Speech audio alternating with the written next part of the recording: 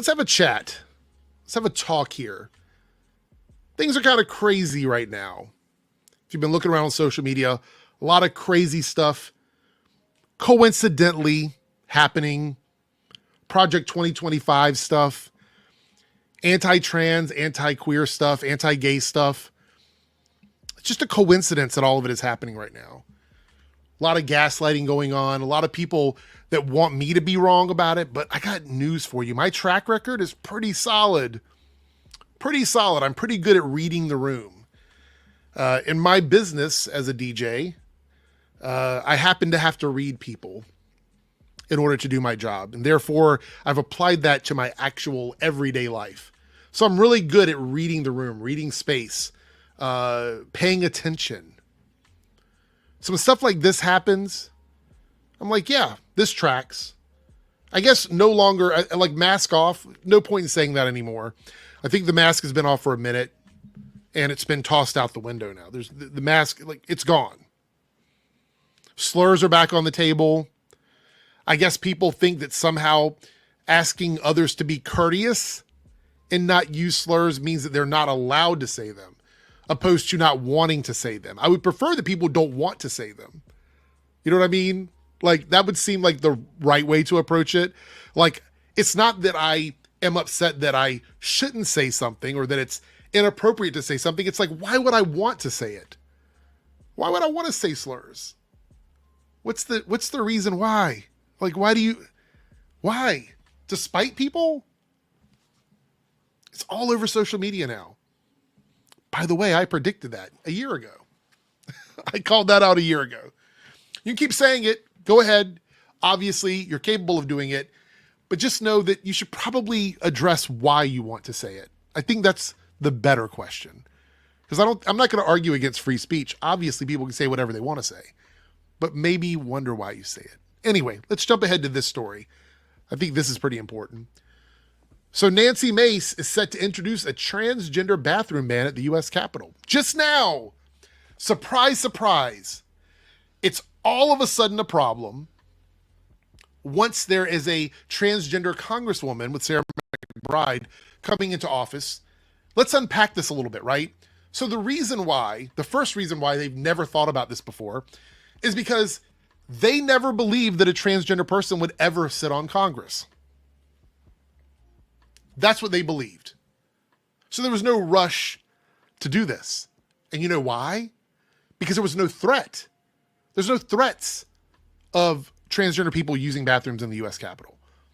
Because I already did the research. There's no history of anything illegal happening, any of these things going on.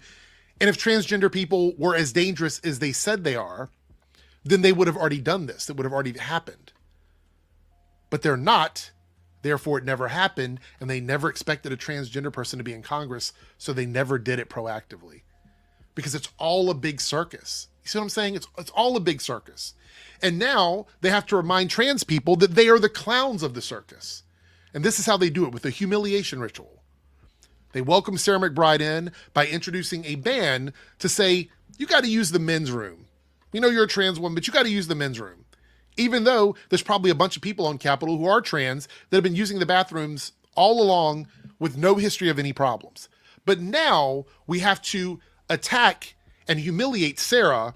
And in part of that is attacking and humiliating the trans community and then basically humiliating the entire queer community. So it's all a process. And I know a lot of the people out there want to think that gay people and trans people are stupid because you love to look at videos of people who were upset about being oppressed in their communities. And you think that's funny. So I guess you just assume that everyone who is gay or trans or whatever are just stupid. I guess you just assume that. So we're not going to see, we don't, like, how would we figure this out? It's such a sneaky thing. It just so happens that a trans woman has been elected to Congress and now the bill is happening. Interesting. Yeah. And, you know, I think it's also funny. I did a short about this, about how people connected to Project 2025 are now getting handouts from Trump as well, being placed at head of the FCC and stuff like that. At what point do we get to start actually complaining about it without you guys gaslighting us? That's what I would like to know.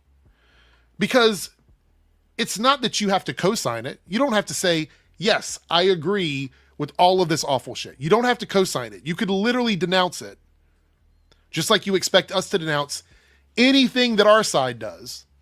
Which, by the way, I have no problem doing. If something in the progressive space, liberal space, leftist space, whatever, does something dumb, I will call it out. If something Biden did, I didn't agree with it, I would call it out. If something Harris did that I didn't agree with, I would call it out. But you guys have a real big problem about doing that. I see a lot of gaslighting in regards to that because there's no responsibility for stuff. You could easily say that you have issues with some things in the trans community, whether I agree with that or not, but you could say, yeah, this is targeted. This is 100% targeted, right? You could say that and still stand firm in your convictions. But you're not going to. None of you are going to say it. When I read the comments under this video, no one who is conservative is going to say, yes, this is a targeted thing.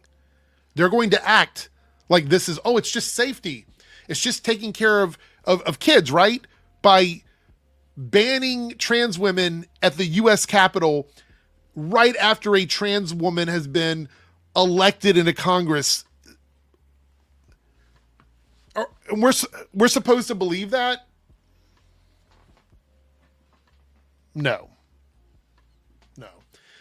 This is the kind of stuff that I have a problem with. It's also a waste of time and money off of our backs. These are people that work for us. And if you want to work towards immigration, you want to work towards the economy, you want to actually do things to protect people, things like that, at least then, to me, you're doing something important and something that's going to be of value to some of the people in this country. However, petty, targeted shit like this, I will never co-sign to this. And it doesn't matter which party you're a part of.